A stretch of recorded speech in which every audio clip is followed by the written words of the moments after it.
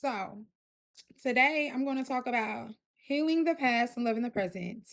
The reason I'm going to talk about this is because a lot of people are still operating out of childhood traumas and they're going into relationships with people and trying to have relationships with people, right? So, this book that I actually took the time to write, you see that it says Raven Johnson, right? Or R.S. Johnson, which is me, right? So, this book comes from a deep personal place. What some people don't know about me, and this is what makes me and makes it a privilege to know me, is that from the ages of 5 to the ages of 8, I cannot recall none of that shit. I don't know what happened. I can't recall it, which means that there had to be some type of trauma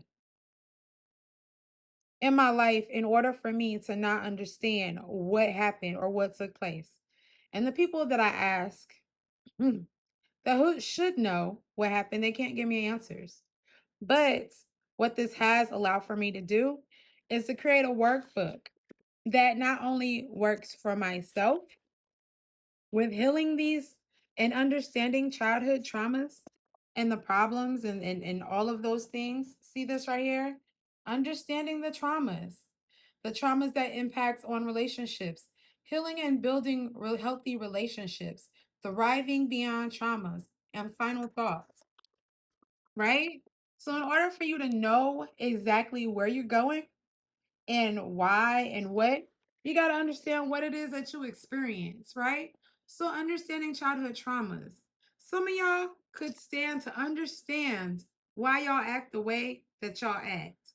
And starting out starts with understanding emotional abuse, physical abuse, and sexual abuse, neglect, witnessing domestic violence, loss or abandonment, community or environmental trauma.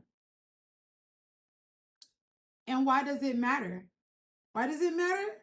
Because it'll explain why the hell you feel like you can't go to a chain restaurant, or why a man got to cater to you and jump through hoops that you can't even jump through yourselves. And some of y'all got the nerves to say that it is a privilege to be in y'all space. For what? Why? Why is it a privilege to be in your space if you're not healed? Why is it a privilege to be in your space? Because you want to bring additional drama to my life, or because I'm not going to agree and be your yes man? That's what a lot of this is. We act out our childhood, attachment styles, and trauma, anxious attachment, avoidant attachment, disorganized attachment, long term effects on emotional regulation.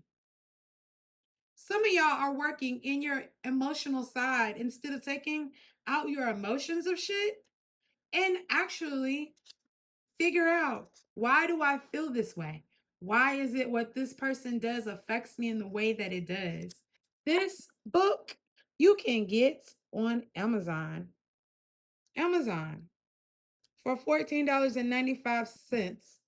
You can at least start the healing process and understand why you operate the way that you do. This is my PSA for today. You might want to get it and check it out. It might help you at least start having the conversations that you need to have to get to the next step and realize some of these actions of why we're acting out are really things that happen in our big old childhood. Because from 0 to 18 is a long time to carry around baggage, especially if you're operating in your 30s, in your 40s, in your 50s, and in your 60s, and you ain't took the time to do this right here. That's my PSA for today. You guys have a great day.